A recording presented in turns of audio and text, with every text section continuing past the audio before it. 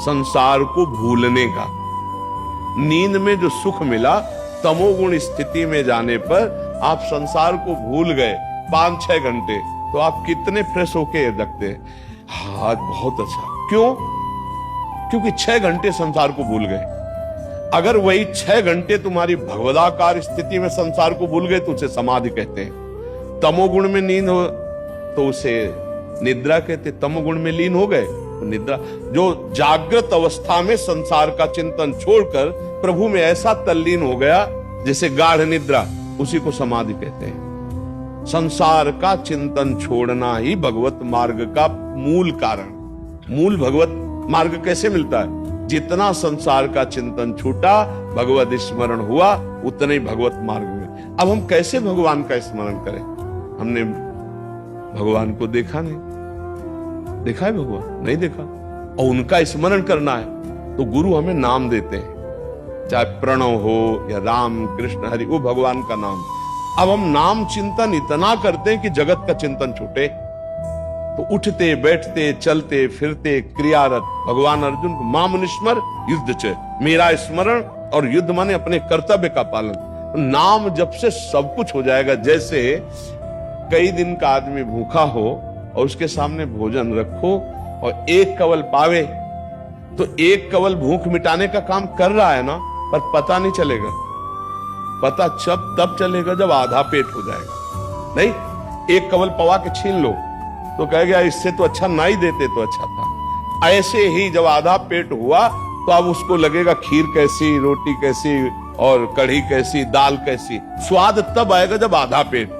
ऐसे ही जन्म जन्मांतर से आनंद की भूख में हम भोगों में भटक रहे हैं। अब जब हम नाम जपना शुरू करते हैं तो एक एक नाम हमारी, जैसे एक एक कवल तुष्टि पुष्टि क्षुधा निवृत्ति करता है, ऐसे ही एक एक नाम हमारा संसार से वैराग्य, भगवान से प्रेम और स्वरूप का बोध करता है। पर पता नहीं चलेगा।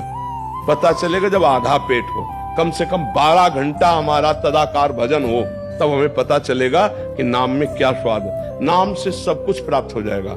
नाम जापक को ज्ञान भी प्राप्त हो जाएगा, प्रेम भी प्राप्त हो जाएगा, लौकिक पारलौकिक संपत्ति जो चाहेगा प्राप्त हो जाएगा। पर वो सीमा है, इतना तक तो आओ नाम जप करते हुए। अभी तो थोड़ा नाम जप किया, विषय चिंतन नाना प्रकार के पापाचरण, तो नाम का आनंद नहीं मिल पाता। कम से कम 12 घंटे नाम में वृत्ति रहे, आधा पेट का मतलब समझो। और जिसकी निरंतर भजन स्थिति रहती है, देखो ब्रह्मबोध संपन्न सनकादि है, पर कर क्या रहे? हरिशरणम हरिशरणम हरिशरणम, हर समय जप रहे ना। नाम जपने से सब कुछ प्राप्त हो जाए। ये हम केवल प्रवचन ही नहीं कर रहे, ये छाती की बात कह रहे हैं। इसीलिए ठसक से बोलते हैं, जो बात किसी भी साधना से नहीं बनेगी वो नाम जप से बन जाएगी। आप प्रभु का नाम जो प्रिय लगे या जो गुरुदेव दिए हो वो नाम जप करो। या जैसे अपने हम चिल्लाते रहते राधा राधा राधा राधा, संसार का चिंतन छूटे, नाम जप चल रहा है। भाव कुभाव अनख आलसहु, नाम जपत मंगल दिश दसहु। 10 दिशाओं में उसका मंगल नहीं हो सकता जो नाम जप करता है। अच्छा, भगवान की प्राप्ति की तो बात जाने दो। वो स्वामी जी कह रहे हैं, सुमीर पवन सुत पावन नामू और अपने बस करी राखे रामू।